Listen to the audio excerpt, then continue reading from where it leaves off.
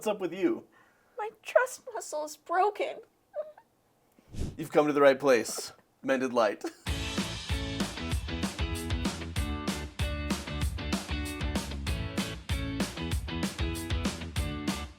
Most people misunderstand trust, and it's quietly damaging their relationships. What if the biggest reason you struggle to trust isn't because other people are untrustworthy, but because something inside of you has been hurt? Like your trust muscle. You pull a hammy of trust. Think about this for a moment. Every time you trust someone, you are choosing to become vulnerable. No. And vulnerability always carries risk. There's no version of trust where you cannot get hurt. So the question isn't, is trust risky? It always is. The real question is, how do I become someone who can trust wisely, even when there's risk? In this series, we've been learning about trust, and one of our favorite resources for that is the work of Dr. Henry Cloud. And one of the most powerful ideas he teaches is this: trust isn't just about finding trustworthy people. Yeah. It's about becoming someone who can trust well. Because trust is never just about the other person. It's always about both of us, the other and me. And sometimes the biggest barrier to trust isn't out there. It's here. It's here. It's right inside. And one of the therapy programs that we have here at Mended Light is healing from infidelity. And something that I tell couples when they're trying to repair the relationship after that level of betrayal is the person who was betrayed, I always tell them, listen, at a certain point, your partner is going to need to do the work to earn your trust again and to grow as a person so that they can be trustworthy. So that always comes first. That always comes first. Yeah. But when they've done that work, there's going to come a time where choosing to trust them is going to be on you, whether or not to do it. And that's a hurdle to overcome. Now, speaking of the barriers to trust within us, Superclip is here, Dances with Wolves. That is an oldie. It is an oldie but a goodie. Yeah. You're gonna. That was one of the ones I knew. Yeah. You're going to set it up for anybody who hasn't watched a 40-year-old movie? It's 30 years old. Oh, okay. No, okay. It's 36, it's almost 40. Here's the thing. I'm always happy when I pick a movie that Alicia's seen. So here's the setup. Kevin Costner plays a Union soldier in the 1800s who is out on the American frontier, quite literally just him in this fort by himself. And there's a lone wolf that keeps circling the fort. It's lost its pack. Maybe they've all been killed by people. Maybe they've all starved to death. Yeah. But this wolf is looking for what we're all looking for: safety and connection. The wolf is community, right. Yeah, clearly hungry. Yeah, and clearly intrigued by this man who's shown up here, but also wary. Yeah. Probably has experiences with people with guns.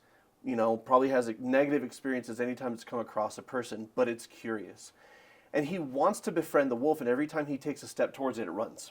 Yeah. So because he's lonely too, he wants community. He starts to lure the wolf in he leaves food, jerky, out away from the fort, and every day he moves the jerky a little bit closer. Does not everybody know that's how you make friends with a wild animal? And you know what? Animals love you. I don't think you would have to do this step by step. But he goes step by step, so the wolf sees him as the one giving the food and walking away and respecting, you don't want me close, but here's food. Yeah. And over time, he finally gets the wolf to come right into the fort. Well, and it starts out at that further away distance, right? And then slowly becomes closer and closer, those baby steps. And again, the reason I'm showing this clip is because this wolf has a built-in innate distrust of humans. Understandably so. And then this happens. Many of us do.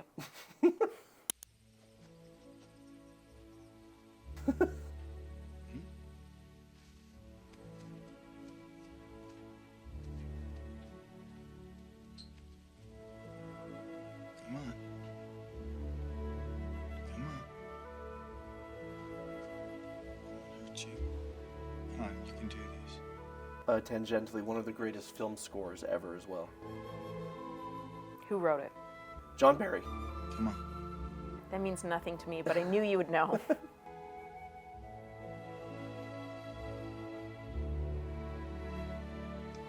See, the wolf is wary, but also has enough built-in experience with this particular human to risk it. But again, it is a risk. This could be a trap. You could see the wolf. And like a lot of us, he wants to trust, he wants to connect, he's scared to do it. So the wolf takes a calculated risk and is calculated based on the evidence he has of this human. And he's out of there. He's like, I got it. I'm out. Not staying here and eating it. But then later they become so close that they run together, they wrestle. Kevin Costner's character earns the name from the natives, Dances with Wolves, because of his bond with this wolf, where they are so close that they have this real rapport that is earned. And again, it requires risk, but that risk can be calculated and it can be based on the observation of the character in front of you. But at the same time, as you're saying, it's not just about finding trustworthy people. It's about being able to extend trust and doing so wisely. And trusting yourself that you can do that, right? And if you've had a terrible track record because you've never learned how are you possibly supposed to do something you've never seen, you've never done? Yeah. Like, how are you supposed to do something you don't know how to do? And that's why we're here. That's why we're having this conversation. That's why this YouTube series exists. We've all been there. I feel like we've all been there. So here's the truth. Trust always requires risk. Let's be honest about something we often avoid. Trust, by definition, means entering into vulnerability with the possibility of being hurt. There's no way around that. And if you're waiting for a moment where trust feels 100% safe, you might be waiting for forever. While there are no guaranteed outcomes, there are many supportive guidelines along the way. Trust always involves a choice.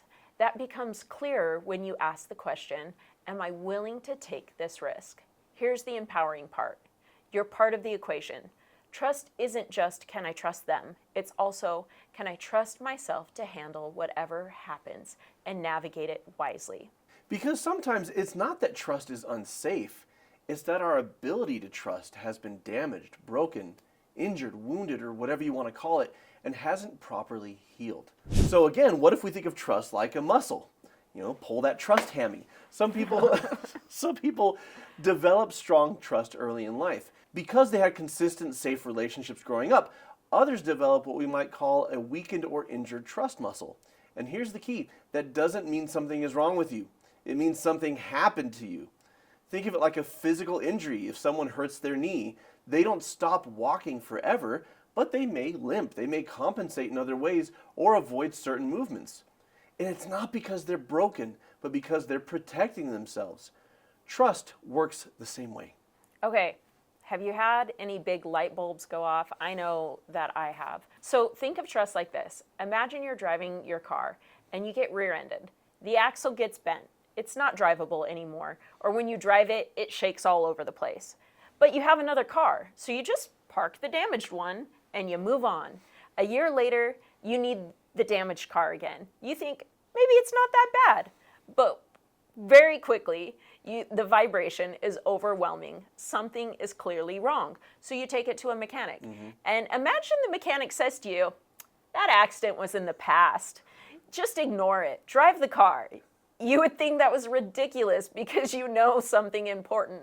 The past may be over, but the damage is still present because it has not been repaired or taken care of or healed. I mean, we don't really talk about healing cars, but you get the analogy. Trust works the same way. Many of us have had experiences, especially early in life, where trust was broken, inconsistent, or never fully developed. And instead of repairing that internal equipment, we learn to cope. We avoid, we control, we shut down. But when we try to enter relationships later, something feels off, like that vibration in the car. Not because we're broken, but because something inside us needs repair. And here's the hopeful part. You don't have to go back and change the past to heal it. You just have to repair the hurt that was left behind. Because your trust muscle, just like that axle, can be strengthened, rebuilt, and made reliable again. If your trust muscle has been hurt for very real reasons, the goal isn't to avoid trust. It's to heal your capacity to trust. And sometimes we become the barrier to trust and connection. This is a hard truth, but it's a freeing one as well. Sometimes we struggle in relationships not because others are untrustworthy, but because our trust muscle is injured. Again, like the wolf. John Dunbar, Kevin Costner's character, is trustworthy, but that wolf doesn't trust because that trust muscle's been injured by survival of the fittest all around it. So We might expect betrayal even when it's not happening. We might withdraw before connection deepens. We might try to control outcomes to feel safe or swing between over-trusting and shutting down. And we often call this having trust issues. But that phrase feels like judgment to me, so let's reframe it.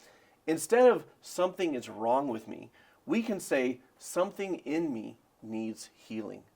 Do you feel the energy shift just with that right there?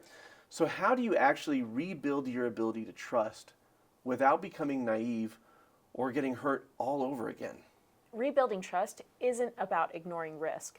It's about engaging with risk wisely. Here's how to begin. So first, awareness. You start by noticing your patterns. Do I avoid trust? Do I over-control? Do I assume the worst? Awareness is the first step to change. It's one of my favorite Carl Jung quotes where he says, until you make the unconscious conscious, it will rule your life and you will call it fate. Second is discernment. This is where the 5 essentials come in: understanding, motive, ability, character, and track record. These help you evaluate, is this situation or this person actually safe? And watch our previous videos if you don't know what we're talking about in those 5 steps. There's a whole playlist. Number 3, small intentional risks. You don't build trust with big leaps. You rebuild it with small steps. You try something, you observe, you adjust, you grow. And that again reminds me of Two Socks the Wolf. He doesn't rush into the fort. He goes, okay, I'll come on the outskirts and I'll eat the jerky and I'll come a little closer and I'll come a little closer. And let's trust be built step by step, both by the other person, but also within himself. Yeah. And love yourself along the way of that journey. Number 4 is self-trust. This might be the most important part because even if someone lets you down, you can trust that you will learn, adapt, and make wiser decisions next time. And that changes everything. Trust isn't about eliminating risk. It's about becoming someone who can navigate risk with wisdom and courage. It's not about being fearless. It's about being capable. Capable of seeing clearly, choosing wisely, and recovering when things don't go as planned. This is what a strong trust muscle looks like. It looks like this. So, if trust feels hard for you, you're not broken. You may just have a trust muscle that needs healing or support. And the beautiful thing is healing is always possible.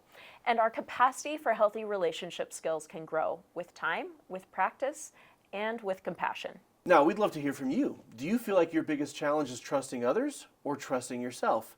Share in the comments below.